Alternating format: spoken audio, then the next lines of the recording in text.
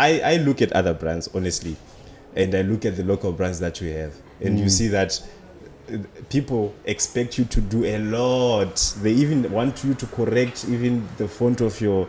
But in Nike is just like a tick. Yeah. It's a tick like this. Yeah, and they're happy with it. Yeah. We are happy with it. But for you, they want to say, hey. So, yeah, I've seen that I think most people in clothing or even local businesses, they suffer from that.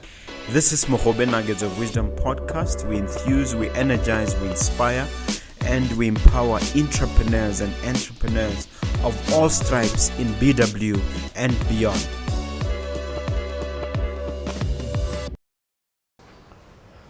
Hello, Dumelang, and welcome to another episode of Mogobe Nuggets of Wisdom podcast. I'm excited as ever, as always, to bring young, dynamic entrepreneurs to the studio, people who can empower you, people who can empower us and make a difference in our lives. I have in the studio Takudzwa Mathabire. I hope I'm pronouncing that correctly. He's a student leader. He's also an entrepreneur in the clothing business, and he's also involved in speaking and pitching competitions for entrepreneurs. So as we are about to introduce him, before I do that, my book first, Nuggets of Grit. Let me talk about that to say the book is available. Very nice book. I've got very positive reviews about the book, and it's available from Exclusive Books at Airport Junction and from here in Mogobe Plaza for only $350, guys. $350 nyana ahead. So get yourself a copy as soon as possible. If you are outside Gaborone, we're able to courier it. Obviously, you'll have to talk to us, so we arrange for the fees to be covered properly. Having said all that, we also have an event. This event is called Property Seminar. It's actually a business and property seminar. I don't know whether by the time you see this, maybe you did have passed, I'm not sure. But anyway, I'm with Witness Mdaka, and we're talking about, how you can make a difference in your property life, in your business life. And it's more of a kind of tutto di puisano, which means really it's an interchange, it's an indaba on business. So if you can make your way there, and one thing I can confirm to you is that you will not go out of that seminar the same way you entered. You won't be the same person by the time we finish the seminar. Having said all that, let me welcome my guest, Takudzwa. How are you, sir? I'm good, and it's a great pleasure to be here. Okay. Yes. Do you mind telling the viewers about yourself, who you are, where you come from, a little background? Yes, thank you so much. My name is Takudzwa Mathabire, and originally I'm from Zimbabwe, and currently I'm studying at University of Botswana doing my final year in logistics and supply chain management. And this is actually my last year as the president of the UB Logistics and Supply Chain Management Association. And also I'm leading, I'm an SDG striver. I do a lot in terms of SDGs. I'm leading as the campus director for Outprice. We'll talk about it in detail later. And also I'm the founder of Panashe Wear, which is a clothing brand that I started a few years ago in Zimbabwe. Now we're also doing some things in Botswana. We've also tested some markets in Madagascar. Okay. Yeah. Yes. Is this the attire from Panashe? They dressed me, but it's not today. I didn't. Okay. Yeah. All right. Now, in terms of your experience, Yes. tell us a little bit about what led you to forming a clothing brand. Yes. Okay, so for me, when I started business, I was still doing my A-levels because we had in our business studies subject, we had topics that focused on developing your business, like also the marketing, especially the marketing concept really hit me hard that I felt like I was ready. Mm-hmm. So during that time, I would study, and then on the breaks, I would pray. So it's like after, I remember it was one night after I've studied. While you're doing your A-levels? Yes, during my A-levels. then I just picked that, okay, myself, I can start a business. And I saw that to start a company that does marketing, it was going to be easy. I saw that that was going to be my entry point, because I noticed that almost every business need that. So I knew that definitely I was not going to fail. And then I started to think, what then would I market? Then at that time, things to do with... As a student? I was still a student, just in high school. Yeah. Then I thought, okay, I saw a niche. I saw that art people, creative people, they always have, if we talk about people who do, for example, arts, who paint and stuff, if you visit their studios, they have piles of art. And guess what? Those people, because like art, it's more like they need more time to, they are more production centric. They focus more on production. And even musicians, you see them in everything that they do. They are trying every time to just see how they can improve their creativity. So, and I was talking about painters. You see that their hands will be dirty. They cannot even come here to meet Mr. Mogobe and say an art piece, because they feel like their hands are some of them are even shy. Those people, they are shy. They would rather stick to production.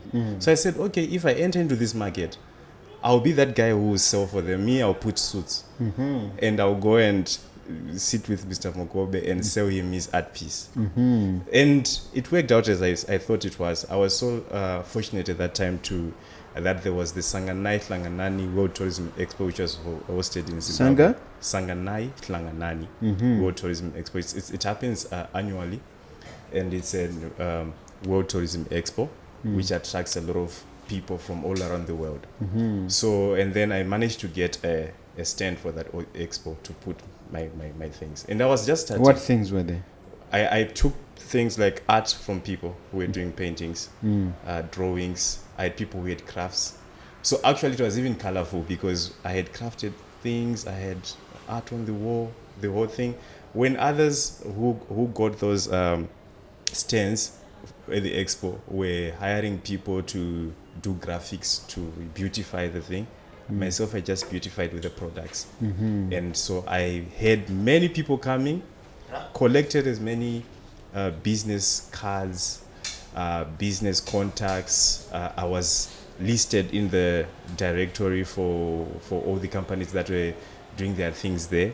So from that time, business started. And from there, that's when I started to also try to test to see how I can enter the clothing market, to build my own clothing brand, because I had also seen a niche to see that me and my friends were wearing urban wear, and every time designers are releasing new stuff, and most of these designers are from outside. So I said, okay, why can't we now have our own label here? Why can't we have our own? Yeah. So that's how it started. Started just a few t-shirts for me and my friends. Later on, family started to order. Then then boom, it became like that. Okay. Yeah.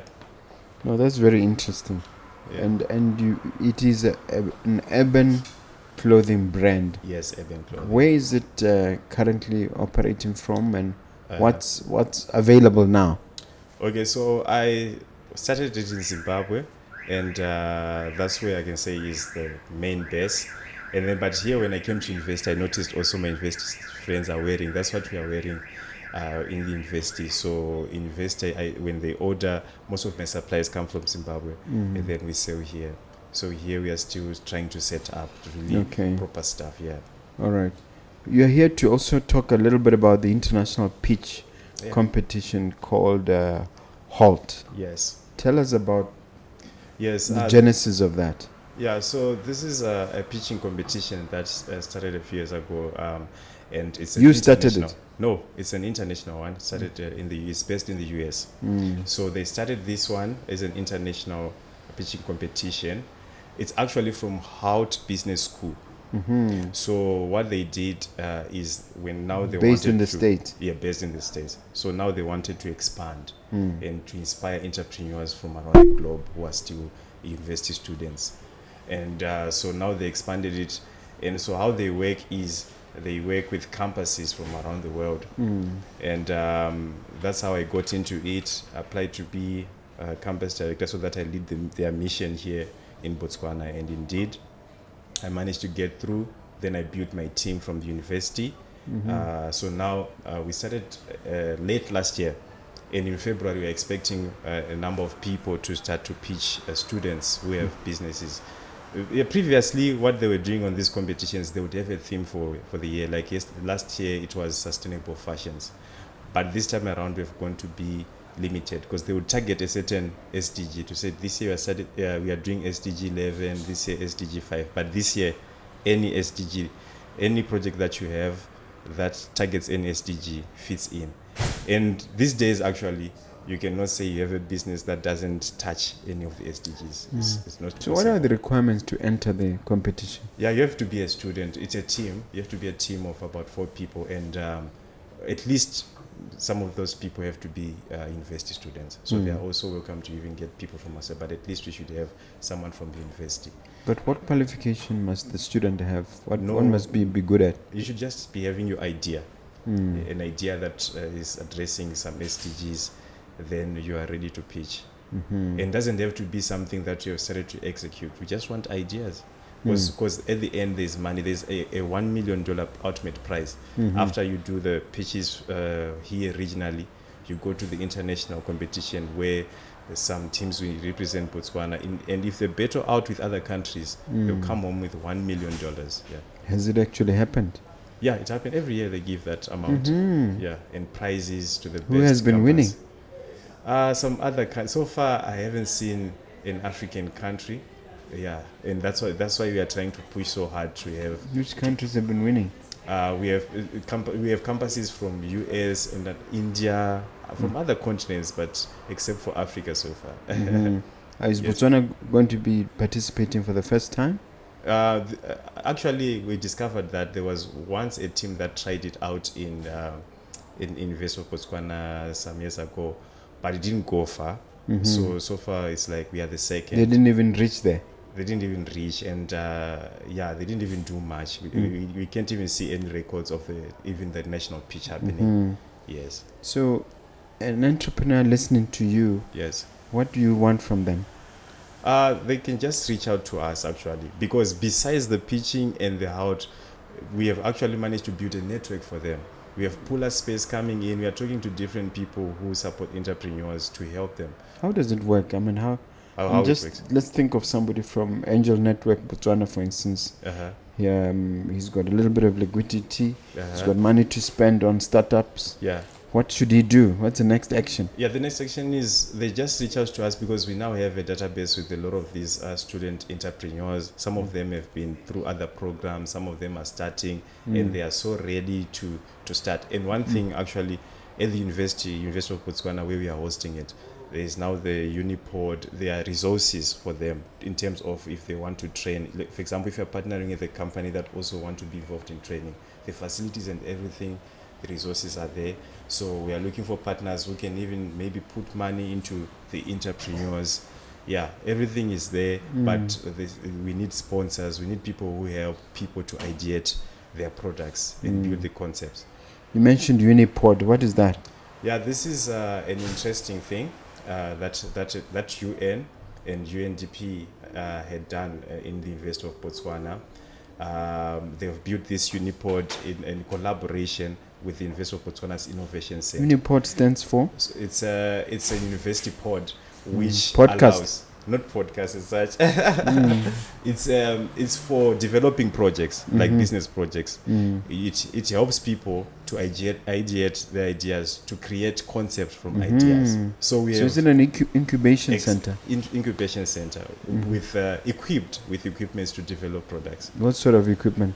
There's a lot. If we talk about people who want to do designing, there are machines to do that. If we talk about people who want to make, these days there's this thing of making products from organic materials.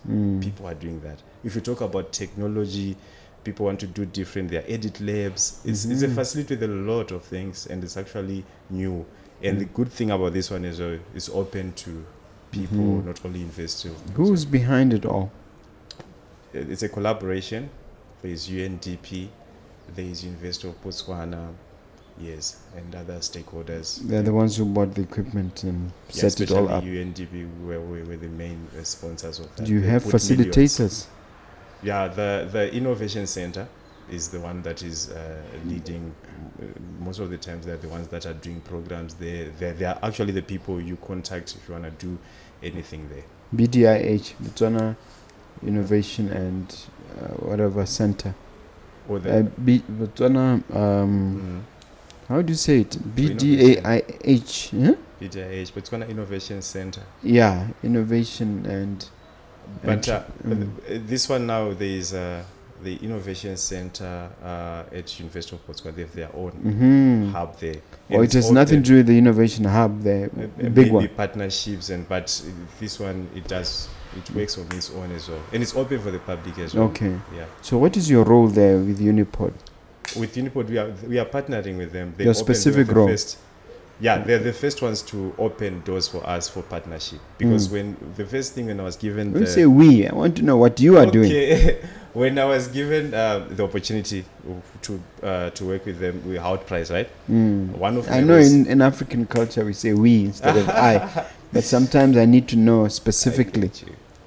So we were given, when I was given the role, one of the things that I really needed to do was to look for partnerships. And for me, I thought of starting from home because we're based at the University of Botswana. So I reached out to Innovation Center and they opened their doors after we pitched to say what we're going to do. And they said, you can always come. At that time, it was still just Innovation Center without the other facilities that were added now to turn it into a UniPort.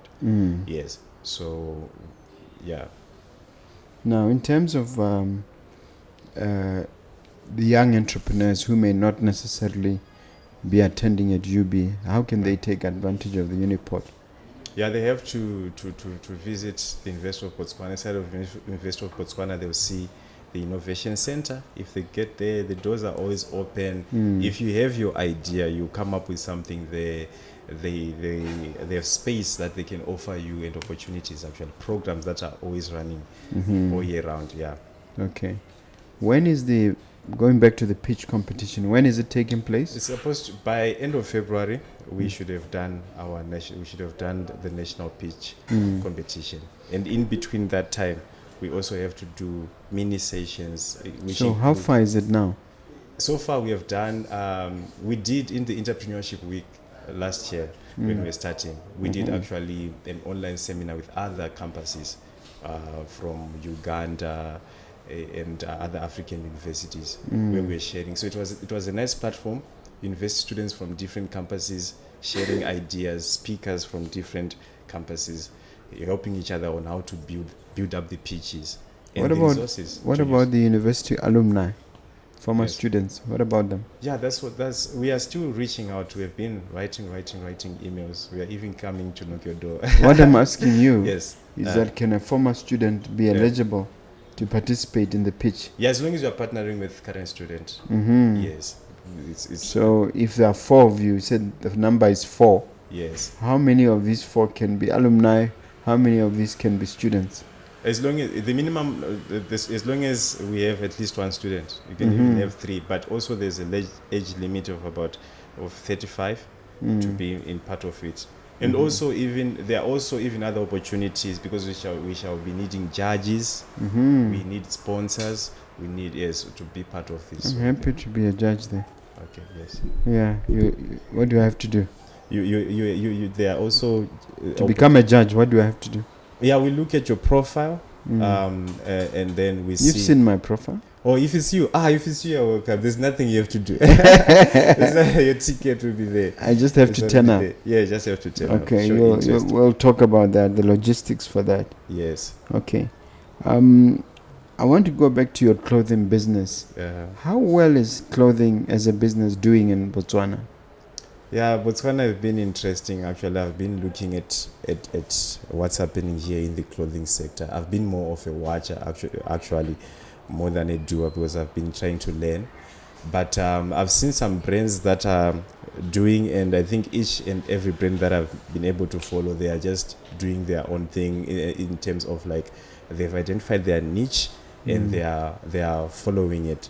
But someone, most people always tell me that there is a social, some would want to call it a social problem, to say that whenever here, that's what I've been told. I don't know if you have the same narrative. Told? To say that they don't want usually to promote, but I feel like it's not only here, it's everywhere, whereby people sometimes feel like people don't want to promote people they know. For example, right, if I bring a Nike or another known brand, people want to buy it, but if you just hear that it's your friend next door making this thing, you don't usually want to buy it. You even want to suppress it. Has that been your experience? For me, I can say, yeah, I've had a bit of that as well, whereby people, if they want to buy, they just want to make sure they also leave just a comment. It sounds as if it's progressive, it's something that they want you to improve. But at the end of the day, when you look at other labels they buy without saying anything, you also start to say, there's something there's something wrong. Because I look at other brands, honestly, and I look at the local brands that we have, and you see that people expect you to do a lot. They even want you to correct even the font of your... But a Nike is just like a tick. Yeah. It's a tick like this. Yeah, and they're happy with it. Yeah. We are happy with it. But for you, they want to say, hey. So, yeah, I've seen that I think most people in clothing or even local businesses, they suffer from that. How are the sales? How are your sales? Are they good? The sales, I cannot complain because I have also not been investing so much, but I see a great potential. A great potential. It's all about lowering the prices. Especially here, I've seen that the clothing market, the prices are good. Such that... Have you hired people? Yeah, I've worked with some. I work with youth, actually. Here, I work with a printing company that have a lot of people that work on my hands, people who design, and then people who do the printing. So I can say that, yeah, we are doing something for the youth, and we expect to do more. Are you employing anyone? As in permanently? I don't know, semi-permanently. Yeah, but whichever way. Yeah, semi-permanently, because like I said, we have people who work on the designing for us and all that. Yeah. You're also a radio presenter. How did you come to that? How did you end up a radio presenter at UB Radio? Yeah, so it was so interesting. I loved this thing, podcasts. I would always watch. And so when you watch, you end up just, loving it. Then when I came to the investing, then I saw that, okay, there's the radio. And I always had an idea to talk business, on such a platform. So for me, I reached out to them. At that time, our radio station was still low, such that not even some of the students did not even know where it was. So it was even hard for me to locate it, but I knew it was there. I reached out to them. They said, do a proposal. I did a proposal over the email. What was the proposal?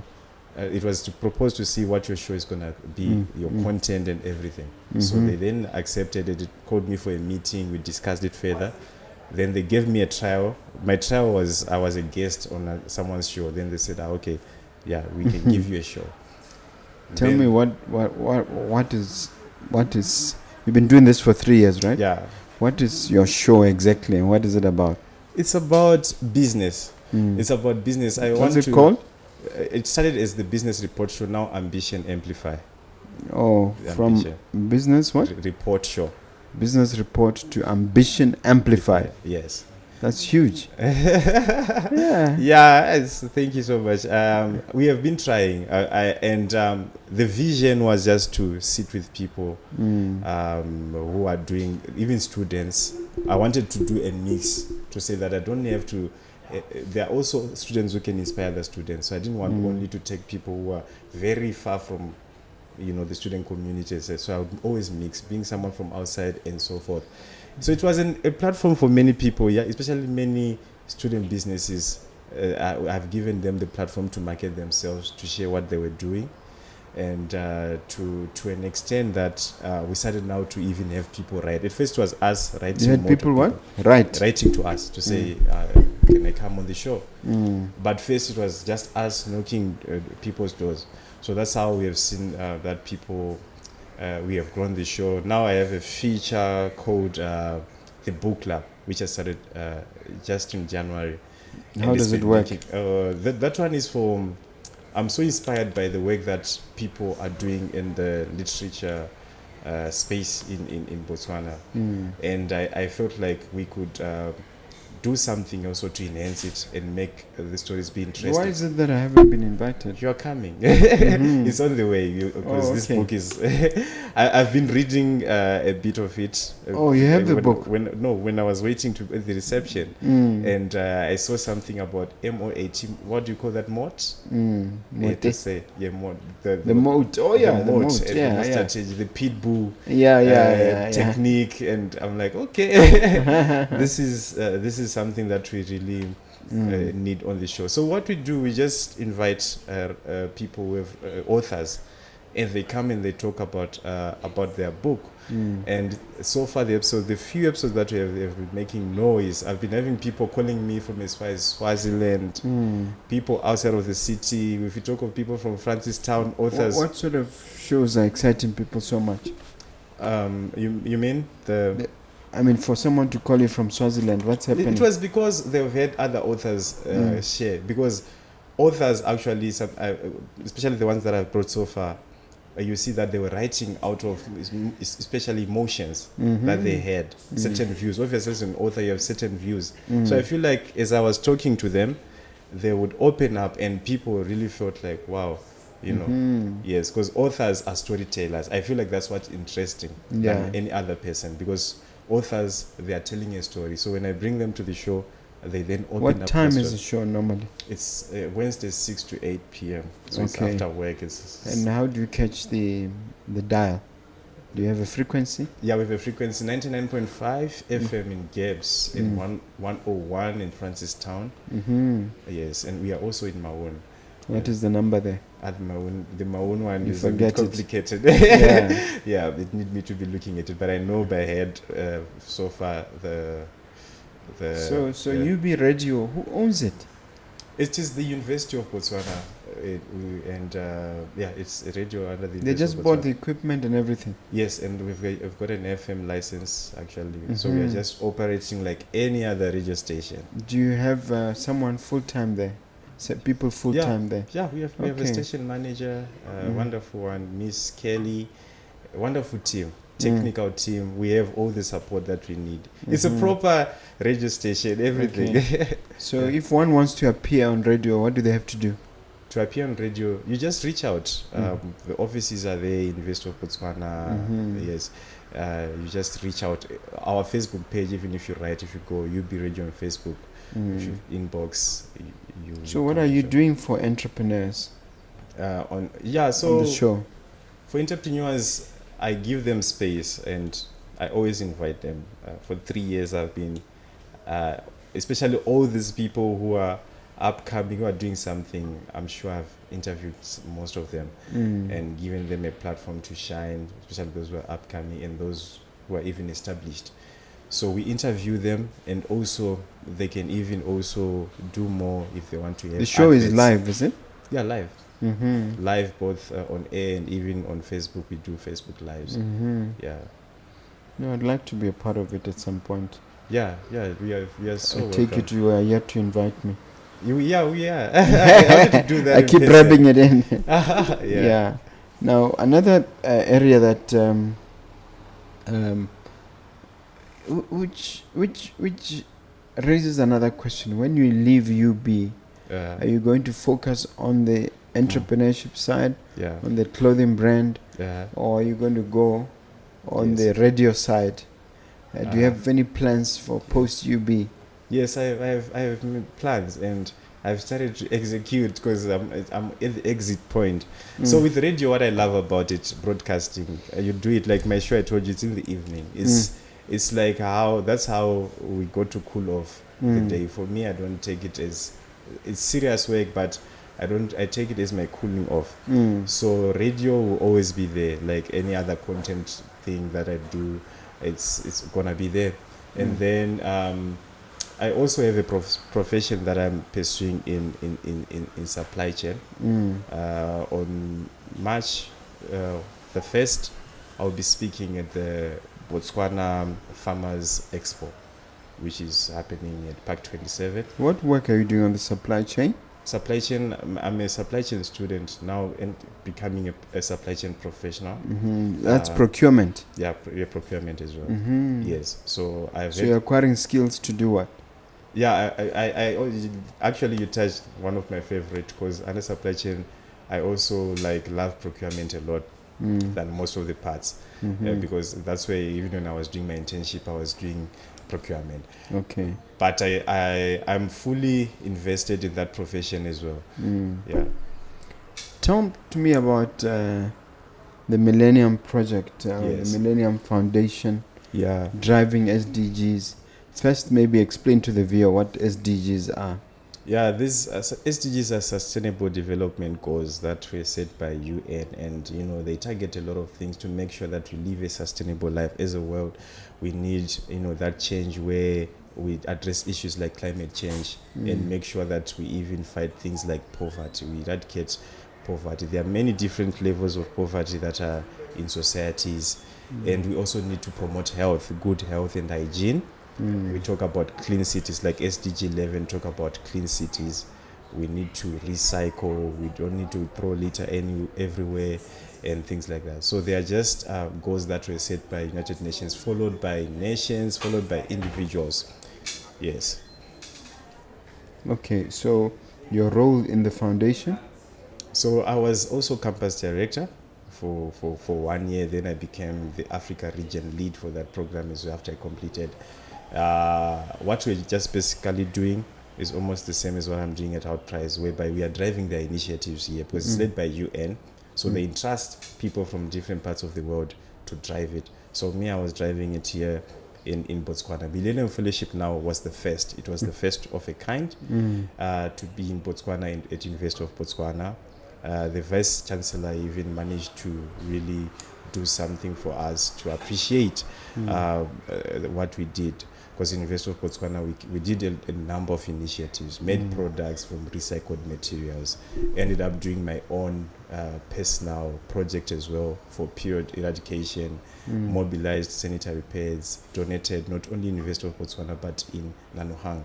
In University of Botswana, so far, we are at a point where we don't want to see anyone without who not affording to have sanitary pads. We try by all means to provide for everyone. Yes. Through this foundation? Through that poverty eradication. So how can the viewer be a part of it?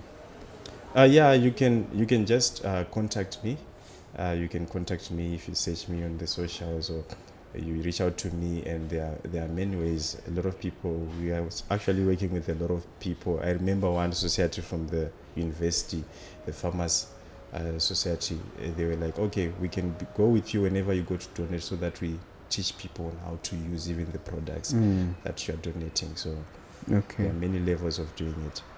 You mentioned when we were prepping that your activities are not just in Botswana but also Zimbabwe and Madagascar. Yeah. Tell us about that angle. Yeah, so I have a vision to really grow bigger. I've always wanted, especially Southern Africa, my heart have always been there to expand more and do more. So I'm even happy when I see that also I'm doing some things now in Botswana. In Madagascar, we did what we called, it was the first ever artpreneurship workshop. Artpreneurship. We combined art or creativity, right, with entrepreneurship.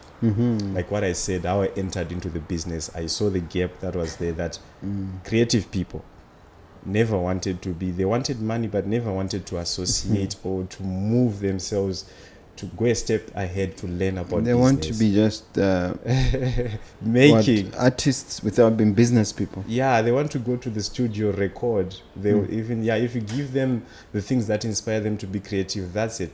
To talk, but they want also to get shows. They want to, so they want to be booked. They want to run a business. They want that, but at the end of the day, but to learn on how then to do it, or even to do it at a business level, because business now calls for something better. If you want to be successful in business, it needs you to learn and develop yourself as a business person. Because now, if you want a show, for example, as a musician, then you go to, they have to be negotiation skills of how to win. You have to see how you can leverage over a deal.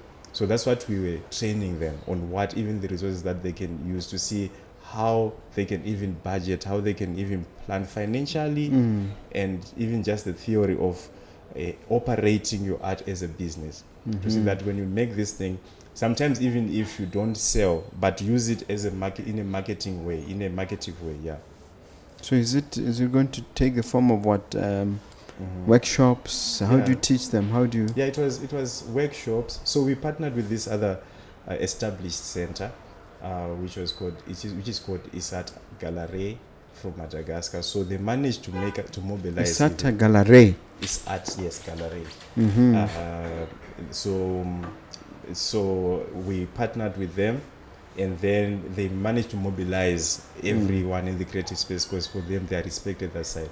So even the workshops were hosted at their center. They brought the people there, and the people enjoyed it because they were learning new things about doing business. So were you showcasing your clothing there? Yes, we did showcase the clothing. We did, and distributed it, and they liked it. But only that we haven't really expanded as well. But we saw that our market is also there. And that's one thing also that I've learned about business, that sometimes how small businesses are not growing is because we are limited to a certain space.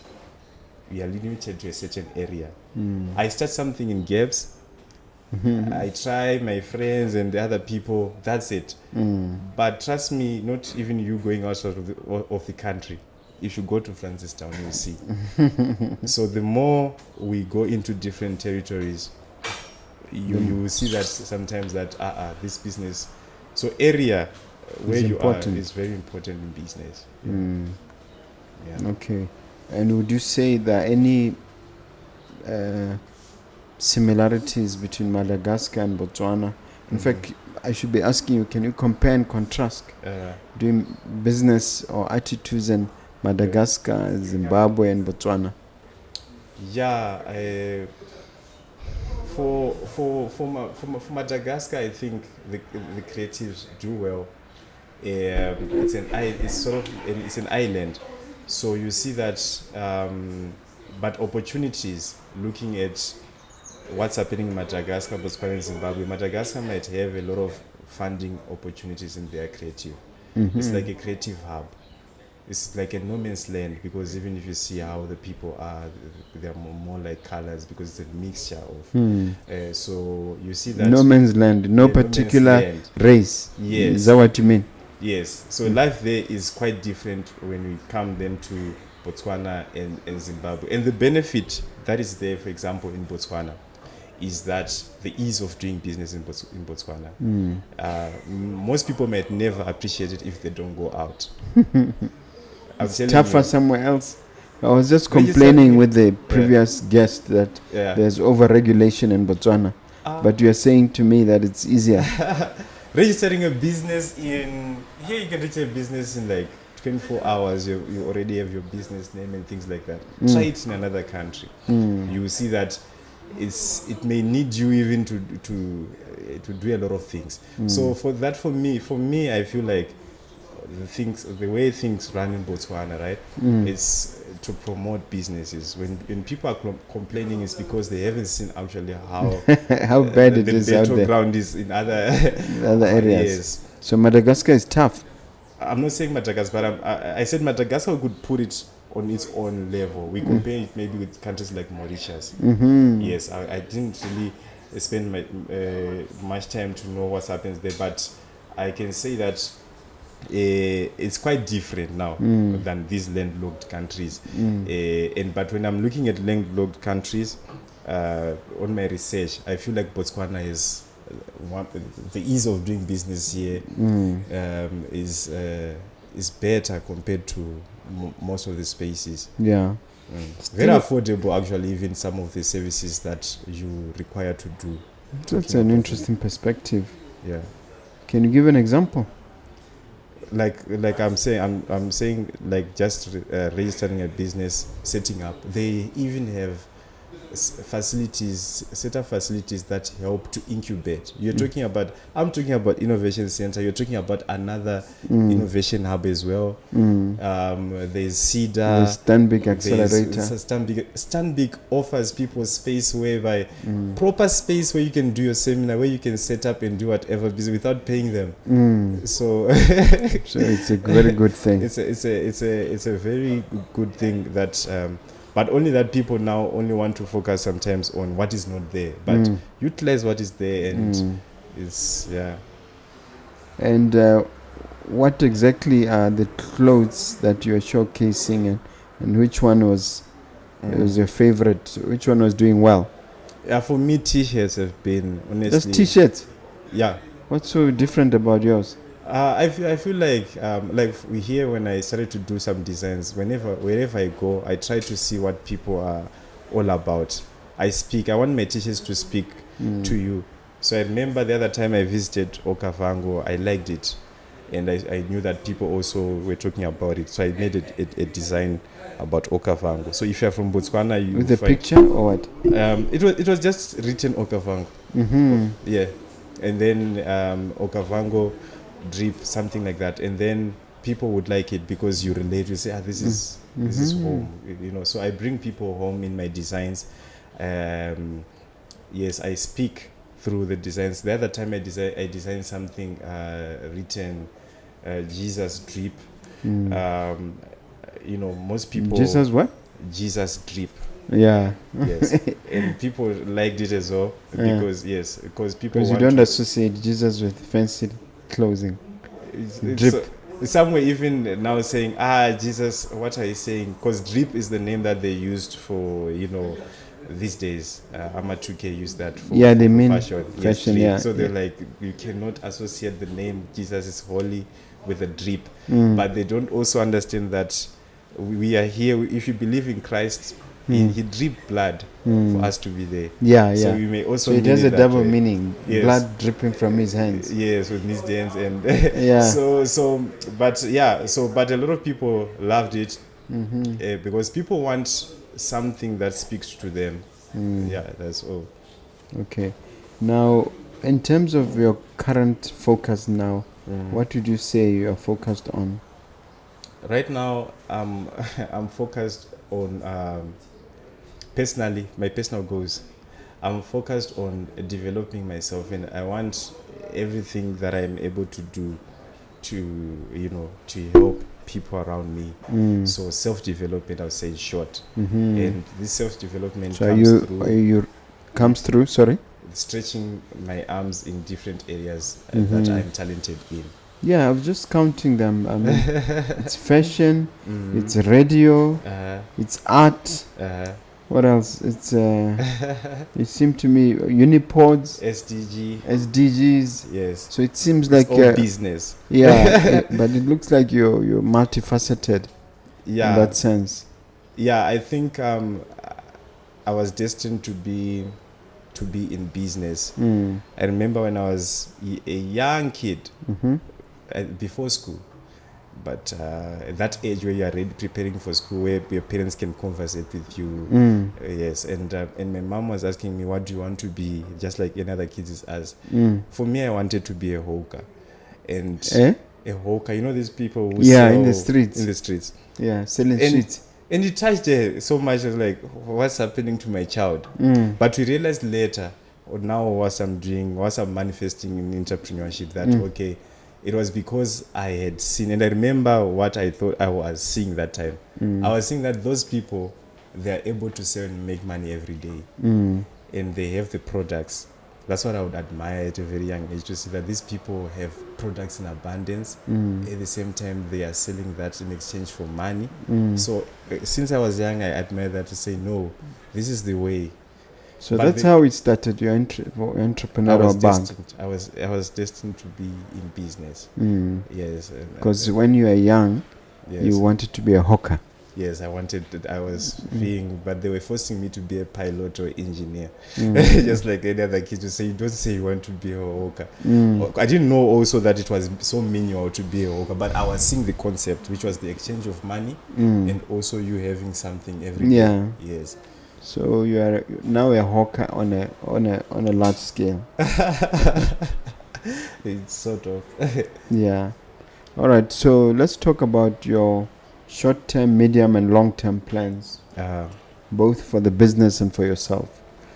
With business, so far I've been sort of like on a learning curve. That's what I've appreciated ever since I started that. Like I said, even especially in Botswana, I've been just watching.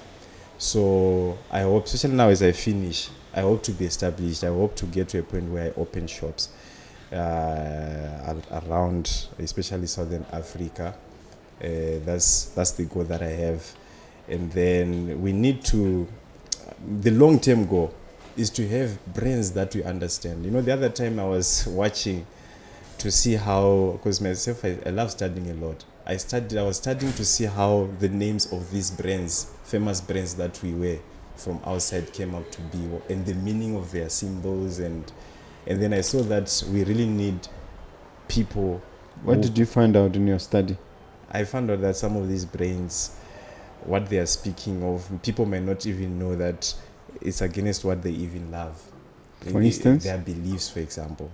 Some of them are linked to something to do, maybe something evil to say. Yeah, so that's when I saw that, okay. But you see, like, we come back to that thing where I'm saying that, but people still appreciate that. They can see something, a symbol that they can even not define. But if you put your just a face of something that can be defined, they want to object that, but they cannot. I'm not here to say the actual brand names, but you can see that this thing is like a face of a human being, but mixed with what? So we now need people who are going to make brands that speak something, languages that we understand. Let's put even labels in Setswana if possible. Yeah. Well, by saying that, you're forcing me to ask you to define Panashe Wear, what it means. So Panashe, it is the perfect solution. Yeah, Panashe, it is the perfect solution. And this term is usually used in the medical field. Yeah. Even its origins. Yeah. Normally say it's not a panacea for everything. It's not. Yes. It's not a perfect solution. Yeah. So when I started, I wanted to be more into marketing. So I was calling myself that I'm gonna be the Panashe, because people don't like marketing. That's what the young me was saying, that I was seeing a lot of errors to see that companies are not pushing themselves out there.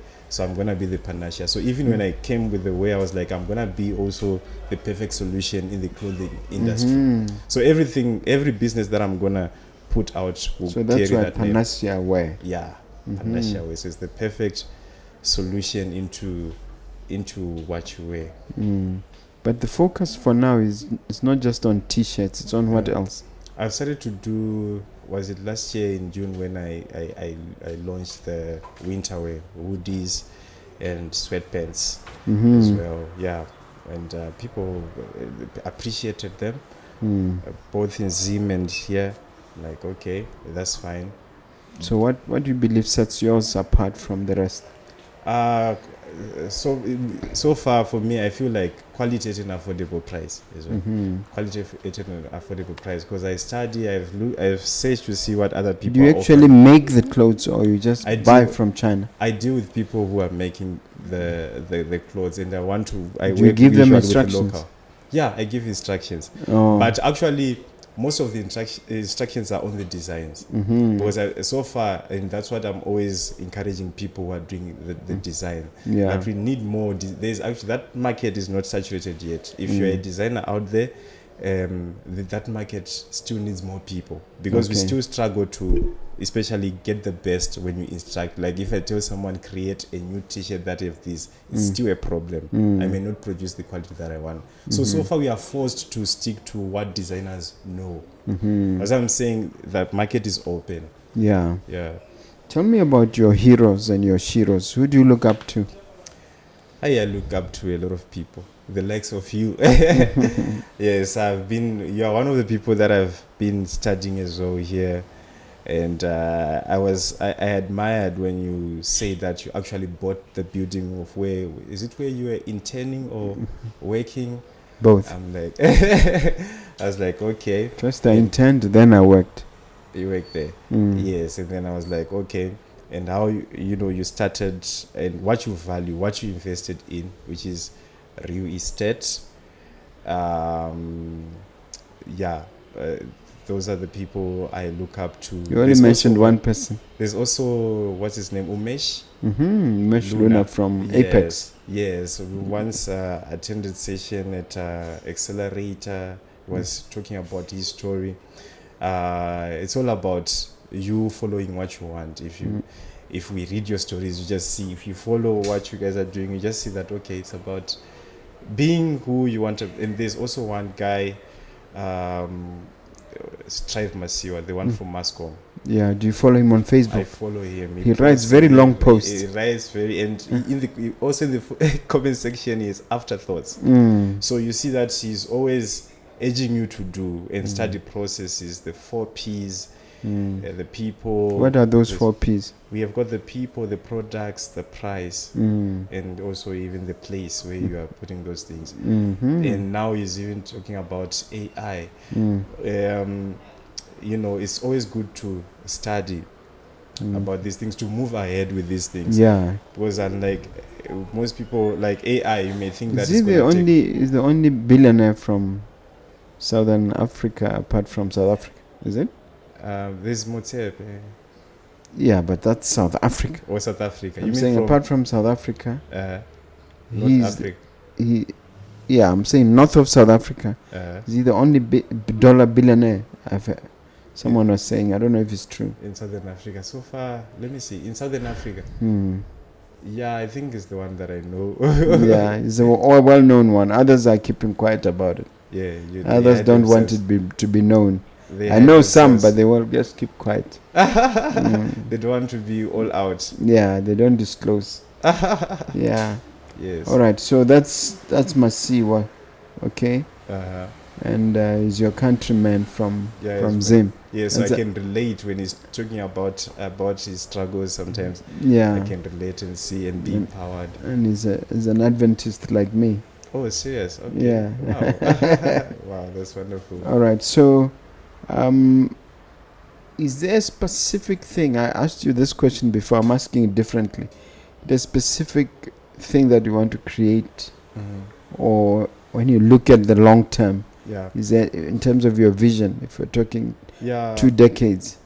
Yeah, I have things that I really want to do. My vision is big. Share it from day one. I may share it. Let me share. I always have something to share, but to be honest, the ultimate part of it I would never share. But why? Because I want people to see it when I get it. Then I'll be like, that's the thing that I was talking about. Yeah. But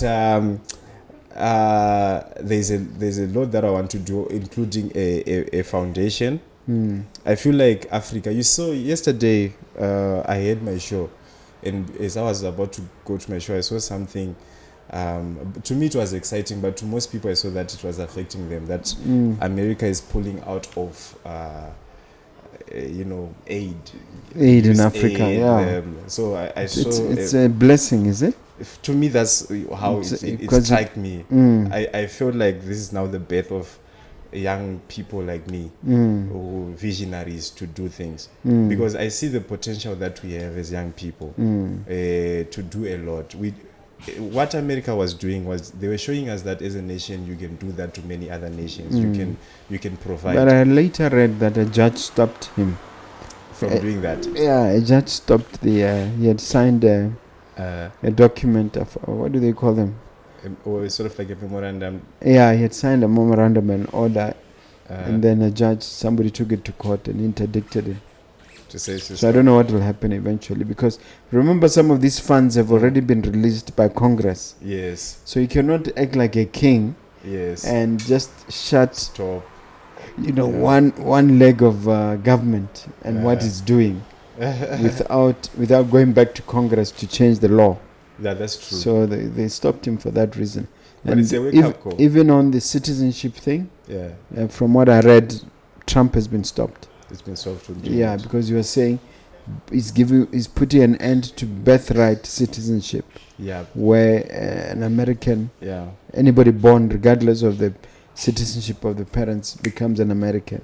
Yeah. So he says he was putting an end to that. So yeah, but it gives us a wake up call in Africa. For me, I feel like as Africa we should embrace those things because we want to push opening of our own borders. This morning I saw that there's someone here in Botswana who makes a lady from Palab who is making medicine. Is a registered what do they call them? People who make products. Pharmacists. But it's not under pharmacy, it's under what they categorize them as herbalist. Yeah, herbalist. There's a thing I noticed that there's also the registered something is herbalist. So it's a registered herbalist, meaning to say is someone, if you are registered, you need to say you are controlled, right? And that person has got cure for HIV and AIDS. But you see that But nobody takes them seriously. Yes, but you see what? Because when we talk about people with, if we now go to farmers, if you move from herbal to farmers, you see the procedures. They can even say that what you are doing maybe against even some rules in farmers. And then stop you. And even stop you. So that's why the person will remain a herbalist. But people are even getting helped from what I was seeing, that there are people who are getting help from that. Can you give an example? How bad are they when you say they cure AIDS? Because they were writing, I saw articles where because that's a very big claim to claim. And I even went to the socials because I was trying to look if this is legit, and she's advertising. There are stories of people being helped. So I'm like, if there are these stories, right? We can. This thing is when now as Africans, not only happening here, everywhere we have these herbalists who will be known. People just go in the middle of the night also because it will be now. Some of them are even illegal because the natural structures. When we talk about farmers, will not allow you. So invention in the continent, not only in the medical, but inventions sometimes are just like that. You have to take. You have to really do a lot for things to come up. So I feel like as Africans, when we open borders, that's one thing that we should also look at to see if something has been tested, find our own ways of testing our own products so that we release them into the market and start to utilize them. Yeah. Because there's nothing special about the pills that we are taking. They just take the same. They're from herbs as well. So yeah. They've just been processed a bit more. Yes. And some of them are not as effective as people claim. Yeah, they even make you sick sometimes. Yeah, they have side effects. They end up putting some other things which are not natural in the medicine.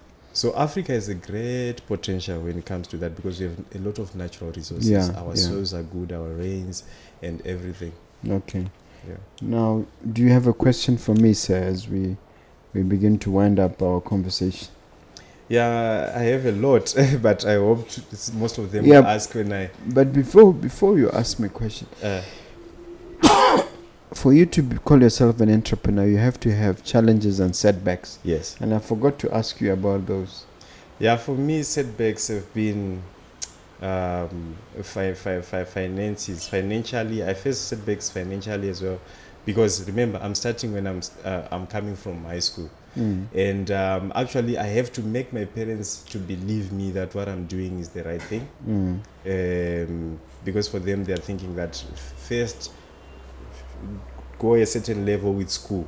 Whatever you are doing is they want you nothing. To have a PhD or something. They want you just to keep studying and studying. Study at least, then you start to talk about what you are talking about. And so now I had to really do things that will wow every time. That will wow them every time for even people around me to know. Because if you just do the ordinary, especially if you just get affected like any other business, they will find a way to say that, you see what we're telling you, go back to school and business and that. So that was one of the major challenges. But at least you went back to school to get your degree. Yes, it especially when COVID came, actually, that's when I realized that I really have to go back to school because the effects of COVID really hit me hard. And I really saw that, okay. They hit your business hard. Yeah, I was not really so prepared for something like that. The pandemic was serious. Yeah. So yeah, so those are some of the challenges. And for sure, you see that when you lack certain things about when you're not educated in certain areas, you need to continuously develop yourself. So even coming to school is a good advantage for me because there's always something that you miss, and that thing will follow you in your conversations, will follow you in your transactions, in your negotiations. You can think you are winning, but So the challenge was COVID related. Yeah, So that was the biggest one. that was the Did you have to close the business or what? Yeah, I had to change to go. You have your goals, but you shift. Change And- from what to what? At that time, I had to sort of like abandon my own plan and submit under someone's plan because that person had plans for COVID. But it was a good fail. Up to now, it was a good. They welcomed me, so I started to also provide my ideas under them, and but which means I had diverted a bit from my own plans now. Yes, but it was still But in the you- same field. Yeah. Yeah. So COVID forced you to collaborate, as it were. Yeah, it forced me to collaborate. as well. Yeah. Okay. All right. You can ask the question.